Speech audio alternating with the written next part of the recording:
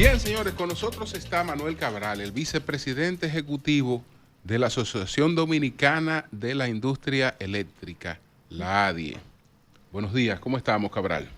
Hola, ¿cómo están ustedes? Gracias por la invitación, muy apreciado. Qué bueno, qué bueno.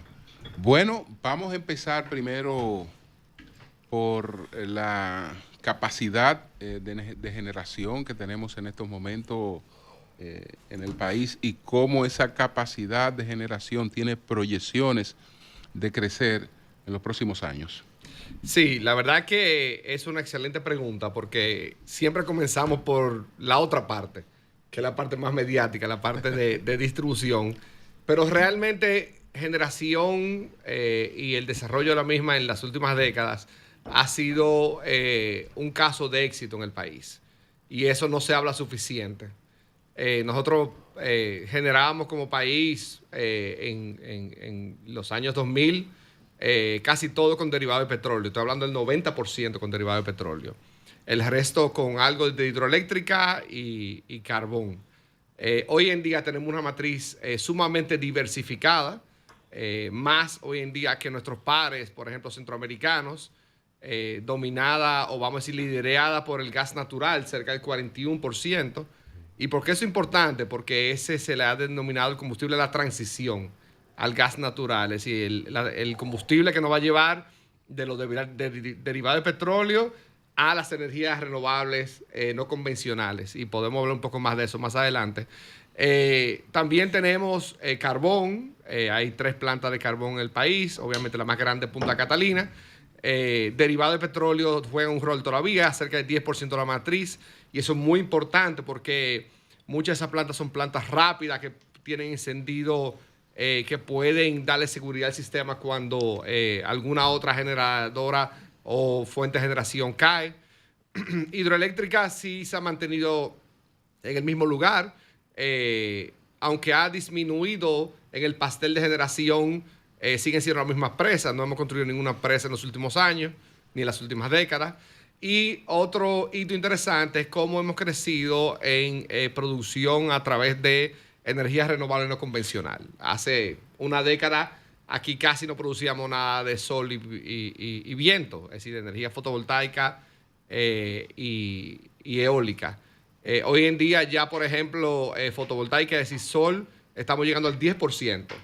Y eso es sumamente importante para un país como la República Dominicana, que no tenemos, es decir, nosotros no tenemos hidrocarburos, no producimos petróleo ni gas natural, todo es importado, pero sí estamos en el Caribe, estamos en el medio del sol. Entonces, esos son de los temas que tenemos que seguir profundizando y acelerando, adoptando nuevas tecnologías para mantener la seguridad. Y en relación con la demanda, ¿cómo estamos? Estamos muy bien.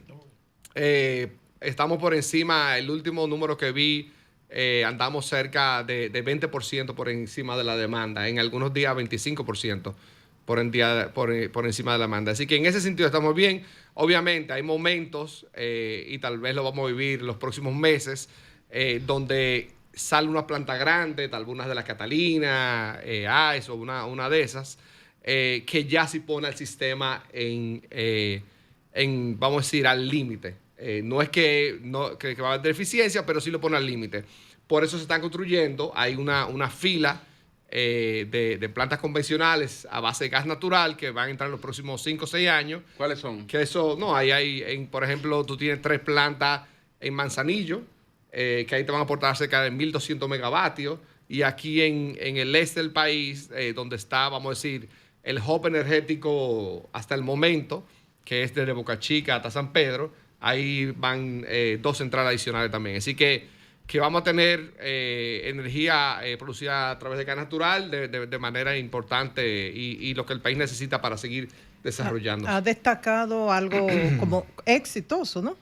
El aumento en la generación y la diversificación y en camino hacia los renovables. Sin embargo, eso no se ve. O sea, pensamos en energía eléctrica y pensamos en subsidio, en pérdidas, el hoyo eléctrico. ¿Por qué? Y eso de las redes. Y por eso yo dije que la asignatura pendiente, nos hemos quemado en esa materia, lo peor que han hecho las autoridades, que no han podido lograrlo. ¿Por qué? Sí, por eso yo dije que la pregunta inicial fue muy interesante, porque siempre arrancamos por por la otra parte, por la parte que es más mediática. Y la verdad es que crecer en gas natural, crecer en renovables, tener suficiente generación, diversificar la matriz. ¿Por qué es importante diversificar la matriz? Porque si uno depende de un solo combustible o fuente para producir energía eléctrica, al igual que cualquier otra matriz en los sistemas, no es bueno. ¿Por qué? Porque vamos a decir que nosotros dependiéramos solamente del carbón o de derivado de petróleo. Si hay crisis de carbón, no hay luz. Y hay crisis de carbón. Hay una guerra donde se produce carbón. Sí. Los precios suben de manera importante. Todo eso afecta de manera directa. Entonces, ¿qué pasa? Nosotros estamos muy diversificados. Y no solo con la composición de la matriz, sino que tenemos muchas plantas de esas de generación, de las convencionales, que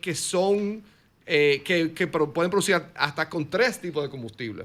Es decir, que normalmente producen a base de gas natural, porque normalmente es más barato, el más estable. ¿Porcentaje aproximado de esa diversificación? O sea, ¿cuánto queda todavía de lo que es fósiles, lo que es natural, lo que es... O sea, ¿cómo ustedes tienen ese dato? Sí, claro. Producimos, hoy en día rondamos cerca del 21% a base de energía renovable. Okay, el resto es energía convencional, liderado por gas natural, que anda por el 41%. Cuando entren toda esta planta nueva, que ya le dije, pues ese por ciento de gas natural va a seguir creciendo. Okay. Entonces, esas plantas, como le dije, pueden producir con 3 combustibles, y con gas natural, con derivado de petróleo y con búnker, por ejemplo. Derivado de petróleo todavía como un 40%.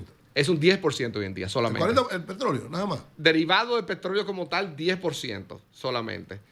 Y es importante que se mantenga ese por ciento. En unos años atrás dijeron que eso tenía que desaparecer, no sé cuánto. La realidad es que todos los componentes de la matriz de generación son importantes porque surten un rol dentro de esa confiabilidad. Porque cuando nosotros estamos aquí, por ejemplo, en este estudio, ¿qué ustedes quieren hacer cuando lleguen en la mañana? Prender la luz, que haya aire acondicionado, que ustedes se puedan conectar, que las telecomunicaciones funcionen. Claro. Y todo eso depende de la confiabilidad del sistema eléctrico dominicano. Entonces, por eso es tan importante hablar de la solidez de nuestro sistema de generación en la República Dominicana. Manuel, 2 cosas. Recuerdo que una de las críticas que hizo este gobierno cuando llegó había sido que no habían encontrado reserva fría, que el sistema estaba prácticamente en generación con lo mismo de la demanda. Primero, saber de cuánto es la reserva hoy, porque la demanda cada año se dispara aproximadamente un 6%, o sea, saber si hoy tenemos una reserva fría. Y segundo, usted hablaba de una producción de aproximadamente un 10% de energía fotovoltaica. Esa energía tiene un tema que se produce entre 10 de la mañana y 4 de la tarde. Saber cuál es el producto final, o sea, cuál es la cantidad final, si tenemos capacidad de almacenamiento, ese 10% que usted señala, o si al final se pierde, ¿qué cantidad se pierde? 2 excelentes preguntas. Y qué bueno que me las hace, porque es un tema que son importantes discutirlo. El tema de reserva fría, todavía no tenemos reserva fría en la República Dominicana. Madre mía. Y el tema de fotovoltaico, no podemos seguir creciendo sin sistema de almacenamiento. Entonces son 2 limitantes que tenemos en la República Dominicana. Estamos siendo víctimas de nuestro crecimiento apropiado y buen crecimiento.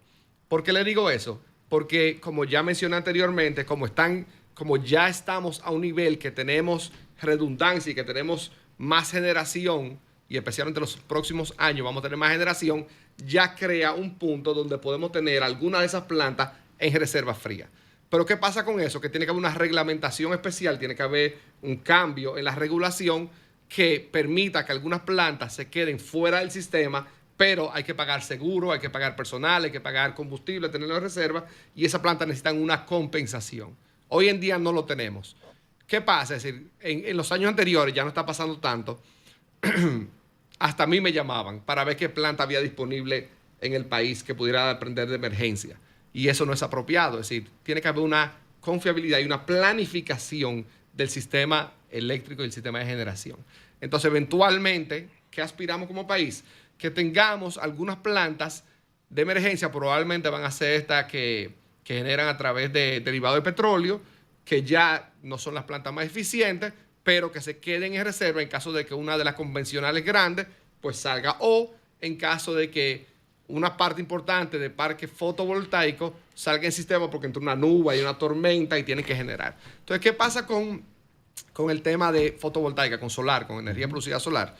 Que hemos crecido muy rápido como país, lo cual es bueno, porque realmente estamos en el Caribe, queremos una energía que nosotros tengamos su fuente, que es el sol, pero la realidad del asunto es que dije 10% del pastel de generación es fotovoltaica, pero realmente eso es en promedio.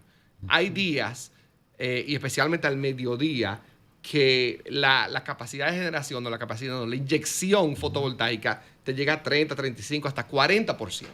Entonces, pero no se almacena. ¿Qué te conlleva eso? Que te resta seguridad y confiabilidad del sistema, porque todavía las renovables son fluctuantes, es decir, producen cuando hay sol. Si entra una nube, bajan de picada.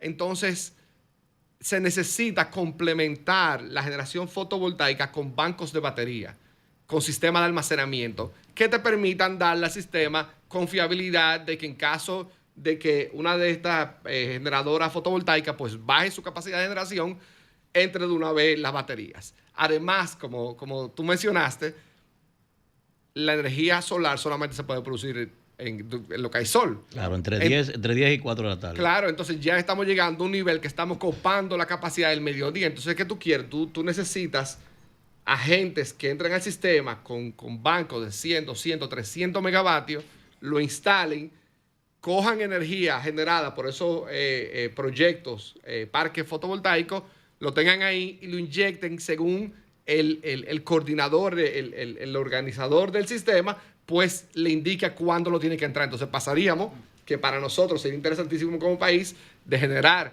al mediodía, inyectar en la noche cuando hay más demanda de energía eléctrica. Manuel, sí, hay un tema con la generación que producen a través de los paneles solares. Recientemente había un debate, una discusión, ustedes los generadores tradicionales pues demandaban un pago, lo que era la resolución que se estaba, no sé en qué quedó eso, me gustaría saber, por el uso de las redes que se distribuye la energía que ellos producen con las redes que tienen ustedes instaladas. ¿En qué estatus está esa situación? Sí, al igual que el tema de reserva fría, que la necesidad de integrar baterías y sistemas de almacenamiento, el tema de la generación distribuida necesita un cambio regulatorio. Y eso pasa, es decir, no solo en el sistema eléctrico, donde quiera que hay tecnología, donde quiera que los sectores son liderados por los cambios tecnológicos, pues siempre la regulación lamentablemente se queda atrás. Y el regulador tiene que aprender y saber cuándo cambiar la regulación. En este caso, ¿qué pasó? La regulación que tenemos de generación distribuida, es decir, instalar paneles en negocio, en casa, en industria, pues fue diseñada cuando era muy caro, no había mucho conocimiento, los bancos no prestaban con garantía con los paneles, entonces era otro ambiente que había en ese momento. Entonces, ¿qué se quería? Se quería fomentar que personas y empresas pues instalaran soluciones de paneles solares. ¿Qué pasa con eso? Que con el crecimiento que ha tenido, que ya ronda los 300 megavatios a nivel nacional de generación distribuida, así que ya le pone un peso al sistema, se quiere o se necesita, no se quiere, se necesita que lo que instalen paneles solares también contribuyan a la red. Porque ¿qué pasa hoy en día? Tú instalas paneles solares con la regulación actual. Es decir, no hay nada malo. Es decir, lo que pasa es que la gente está beneficiándose de la regulación actual, lo cual es muy beneficiosa. Pero beneficia solamente a ellos. Porque si tú te instalas, entonces tú, no obstante, tú sigues utilizando la red de distribución, es decir, las empresas de distribución como tal, porque tú nuevamente no vas a producir al mediodía. Si hay una tormenta o hay nubes, tú necesitas la red. Tú no tienes banco de baterías, por ende la intermitencia que te causa esos paneles solares en tu casa, la batería es la red. Entonces, si tú sigues usando la red de las distribuidoras, tu vecino que está instalado al lado de ti va a seguir pagando el mantenimiento de esa red de transmisión. Claro. Y tú no. Entonces, sí. ¿Qué le pasa al vecino que no quiso o no pudo instalar paneles? Que va a costear el mantenimiento por ti. Al igual que el gobierno, que se termina en todos nosotros que pagamos impuestos, se terminan pagando la confiabilidad de que la red está ahí para la gente que puso paneles. Sí, señor Cabral, se habla generalmente mucho de la producción y la necesidad de la producción, etcétera, etcétera. ¿Crees que aquí tengo de Diario Libre, dice, Hasta abril, las EDE perdieron el 40,4% de la energía comprada. Perdimos, ¿verdad? Entonces, lo que quiero decir, se habla tanto de la producción, ¿y por qué no hablamos de las pérdidas? Y ahora mismo, el mismo CESO que quiere instalar los medidores, le están rompiendo los medidores por falta de energía. O sea, hay una serie de problemas ligados a esto, como estas pérdidas que son ya pagadas, incluso, pérdidas. Sí, esa es la otra cara del sector eléctrico. Exacto. Le hablamos de la cara buena, de la cara tecnológica, de la cara que como país debemos estar orgullosos. Lamentablemente tenemos arrastrando por décadas la situación de las distribuidoras. Y es como un tema que no se termina de resolver. Así es. No tiene soluciones. Y que se tiene que resolver. Claro que tiene solución. Es ¿Cómo decir, sería la solución? Nosotros traímos, ¿Cada vez aumenta la pérdida? hace ya muchos años, traímos una especialista de una universidad americana y ella nos hizo el caso de la India. Imagínate la India, que tenía pérdidas similares a nosotros en un momento dado. Y ellos hicieron un programa integral. O sea, ¿qué hicieron ellos? Y la fueron reduciendo. Bueno, don Celso Marrancini, que es el Ahora el jefe vocero de y eso, el sí. coordinador, él lo ha explicado varias veces, no hay una bala de plata, es decir, no hay una sola solución que se pueda hacer para arreglar eso. Sí, y el plan que don Celso ha planteado, que aparentemente está en ejecución o que está en ejecución, conlleva muchas cosas. Conlleva, obviamente, la cultura del pago. Hay que enseñarle y concientizarle a la persona que se necesita pagar la energía eléctrica. Sí. Aquí se pagan todos los servicios. Aquí se pagan, es decir, aquí pagamos internet, pagamos teléfono, pagamos todo. Y tal vez no agua, pero ¿verdad? Es cultura. Es crear conciencia. Pero la conciencia también viene de la confiabilidad. Yo quiero recibir electricidad y obviamente yo voy a pagar lo que yo recibo. Entonces también tiene que ir la otra cara. Tiene que poner contadores, como usted mencionó. Sí. Y contadores ya, y es el tema de esta área, si ya vamos por contadores inteligentes. Si tenemos que comenzar, y telemedidos, que Sí. te permite, y prepagos. Aquí en la República Dominicana hay una cultura del prepago en teléfono. Yo creo que podemos transmitir esa cultura del prepago a la energía eléctrica. ¿Cómo debería hacerse privatizando totalmente las EDE? Bueno, realmente hay diferentes modalidades que ha funcionado en diferentes países, ¿entiendes? Nosotros como la República Dominicana tenemos que buscar qué es lo que más nos conviene a nosotros. Ahora, lo que sí le voy a decir es que, por ejemplo, en el sector de generación, la alianza pública-privada ha sido sumamente exitosa. Tú tienes dos empresas ahí, que es Ejejaina y Ejitabo, ambas, una que fue recibida en muy mal estado, Ejitabo, y otra es Ejejaina, que hoy en día es una de las líderes regionales en energía renovable, y son público-privadas, y son capital público y capital privado trabajando juntos, y han sido muy exitosas. ¿Qué tiene que hacer la distribución? Bueno, la distribución tiene que invertir mucho dinero en reparar todas sus redes, que entiendo que eso lo está haciendo liderado por don Celso Marrancini, instalar contadores. Y señora, aquí, cuando, por ejemplo, CRES señala eso, hay gente todavía que no tiene contadores. Es así. Y que se pierde la electricidad, ¿entiendes? Entonces, que nunca, que aunque él esté consumiendo, la empresa de distribución no tiene capacidad para cobrarlo. Es decir, no es que no se lo está cobrando, es que no tiene capacidad Así es. porque no hay contador. Entonces, tiene que hacer eso. Aquí, en el pacto eléctrico, que duramos años negociándolo, pues había todo una sección del tema tarifario. No tenemos que entrar al tema tarifario porque nosotros no podemos seguir siendo subsidiados.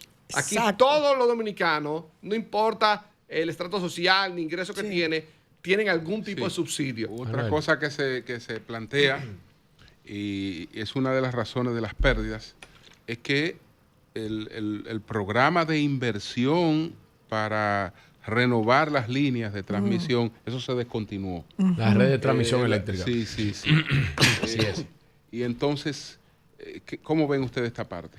No, como le digo, don Celso, y yo participé en una reunión donde él presentó públicamente su plan. Es un plan muy robusto, un plan que tiene, que es integral, pero como usted menciona, hay que invertir mucho dinero en la distribución, en las redes, en los contadores. Hay que comprar muchos contadores, Pero también hay un tema político, que es el tema tarifario.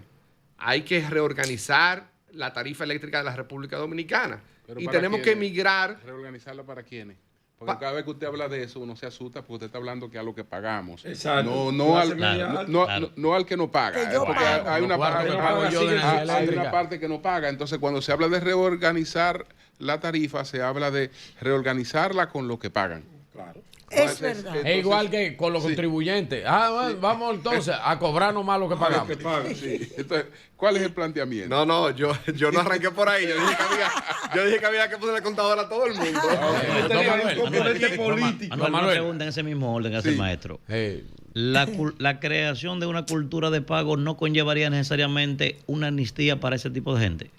Por ejemplo, para mí no tiene ningún sentido, creo yo, mandar una factura todos los meses a una persona que nunca ha pagado luz y que la deuda dice, cada vez que la ve dice, oye, le debo 300,000 pesos, dice, o sea, él Y coge se eso, muere de deuda. eso lo coge él para un papel de baño. No es preferible decirle, mira, tú vas a pagar a partir de ahora 200 pesos, como hacía con el PRA, para ir creando cultura de pago en ese señor Los y medidores paulatinamente írsela subiendo, o sea, No, 20 pesos. córtale la luz. No, doña, que él no, él se va a enganchar de que se vaya el que la corta, ¿eh? Él se va a enganchar de que se vaya el que la corta. Es que es así. Se queda enganchado. No es preferible hacer eso. Ir paulatinamente creando la cultura y subiéndole 20 pesos ahora, Eso. 50 mañana, hasta que llegue el precio que necesita. Pero respondiéndote a eso, es decir, y no conozco en detalles el plan que está ejecutando actualmente el Consejo Unificado, es decir, dirigido por Ron Celso, pero esto es un tema que tiene décadas y han habido múltiples estudios y hay muchos ejemplos de que han hecho otros países. Por ejemplo, inicialmente se fija una tarifa única, ¿entiendes? En sectores. Y tú vas creando una cultura Claro, de lo que poco prefiero. a poco de que la gente, pero tú tienes que tener una contrapartida, tú le tienes que ir dando electricidad, tal vez un poco más y un poco más, y tú vas Y cazando. un poco menos. Eso hacía el PRA. Sí, eso claro, hacía el por eso es lo PRA. que digo, es decir, Claro. comenzar gradualmente, entonces los que van pagando, tú vas arbitrando Claro, hasta que tú llegas ya a que le puedes cobrar la... Y va a recibir algo el Estado, que no está recibiendo nada en Manuel, este la momento. gente nada más entiende cuando le una dan pregunta. el tacazo. Así es que Sí, adelante, entendemos. Virgilio.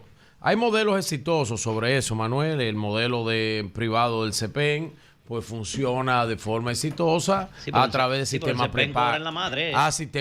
Pero sistema prepago. Usted compra la luz que puede consumir. Es un sistema exitoso y todo el mundo la paga ahí. Pero una pregunta. ¿Sabes qué me preocupa a mí, Manuel? Que si tú matemáticamente dices, hay más apagones, hay más pérdidas, hay más cobranza. ¿Cómo se liga eso en una matemática interesante? Porque yo no lo entiendo de verdad. Elemental. Yo no lo entiendo eso. Esa aritmética, no sé si fue que yo falté a esa clase, pero cuando yo miro esa clase y yo Eso le he se preguntado a don Celso eso varias veces, le digo, ¿cómo puede pasar eso? Y los otros días don Celso llamó aquí muy amablemente y don Celso reconoció que tenía más pérdidas. Se van a llamar de allá. Entonces, yo no lo entiendo eso, de verdad. Sí, yo te diría nuevamente, si don Celso es la voz autorizada en tema de distribución, nosotros porque operamos dentro del sector eléctrico, pues podemos opinar y está en nuestro interés, al igual que el del país completo, que distribución funcione adecuadamente y que no tenga pérdidas multimillonarias todos los años. Yo diría que hay un tema que sí hay que reconocerlo, como el aumento de las pérdidas, y cuando ustedes ven, por ejemplo, la tabla del CRES, pre-pandemia y post-pandemia, hubo un cambio de política pública, y es que se dejó de gestionar la demanda. Sí, claro. Se le dio luz a todo el mundo. Exacto. Entonces, al tú incrementar la luz que tú abastecías, que tú le dabas a todos los consumidores, para no decir clientes, porque hay algunos que no son clientes porque no tienen contadores, Sí. pues entonces esa métrica de ese por ciento de pérdida, pues aumenta. Porque si tú tienes un cubo de agua, pues tú tienes un hoyo, el hoyo es del mismo tamaño, pero si tú le echas más agua, tú vas a perder más agua. Claro. Y eso es lo mismo que pasa en el sistema eléctrico. La realidad del asunto es que Pérdida. aquí como país, tenemos que juntos todos apoyar la transformación de la distribuidora. Porque ese dinero que se pierde se puede estar utilizando en salud, en infraestructura, en educación. Estamos pagando deuda con eso.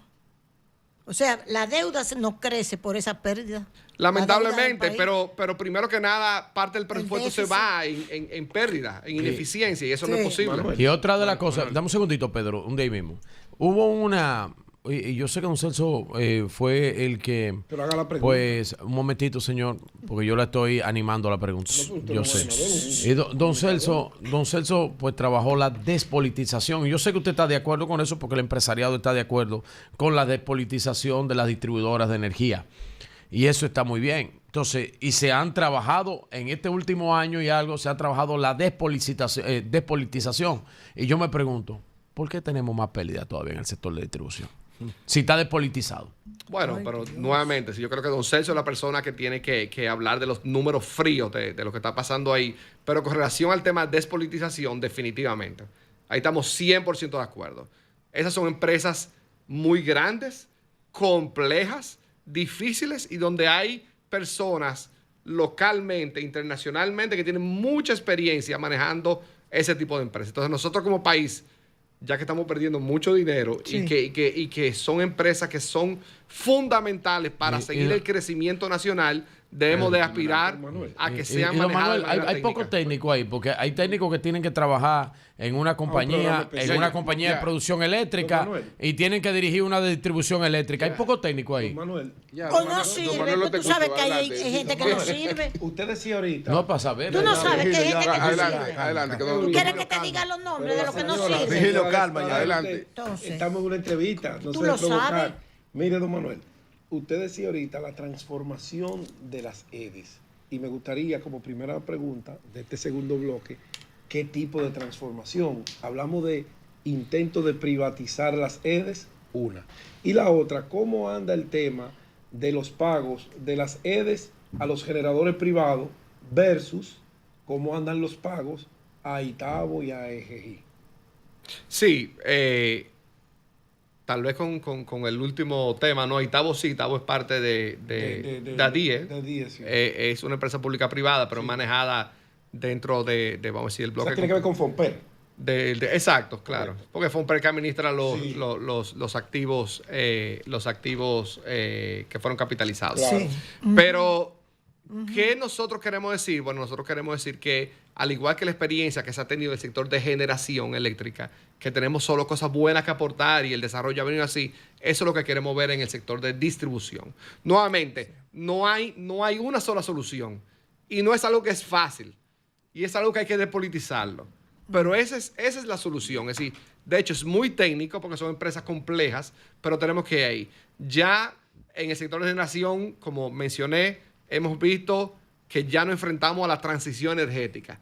Pasar de fuentes convencionales, de fuentes fósiles, a gas natural y eventualmente renovables. Y eso como país es positivo porque tenemos que hacer cambios regulatorios, pero eso es bueno porque nos estamos dirigiendo en el sentido correcto para apoyar el desarrollo nacional. Gracias a Manuel Cabral. ¿Me están pagando?